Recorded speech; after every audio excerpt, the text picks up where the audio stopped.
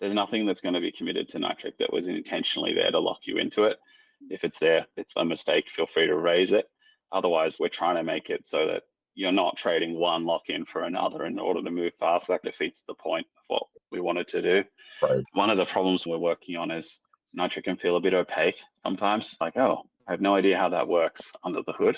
Sometimes that's fine, but we've got a number of people who are like, I don't want any kind of magic happening in my stack. I want to know how it all works.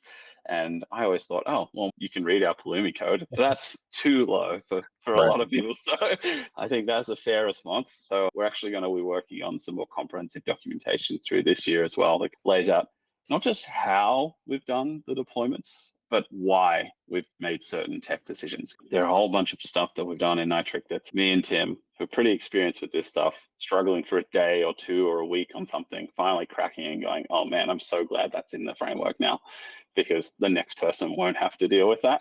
We found weird things. For example, if you deploy to AWS API Gateway and you use a Open API spec, a Swagger spec to deploy the routes and do all the configuration, if you have tags in there, but also try to tag the resource in Terraform or in Pulumi, the first deployment will use the tags from the Swagger spec. The second deployment will use them from the resource and replace the old tags.